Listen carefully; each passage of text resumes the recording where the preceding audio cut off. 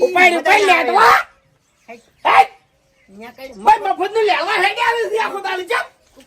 એના માટે રોધા છો હોય કર જમ ઉપર એટલા બધો ખાવાનો શોખ હોય તો ઘેર વધીને ખો કે તાણી હે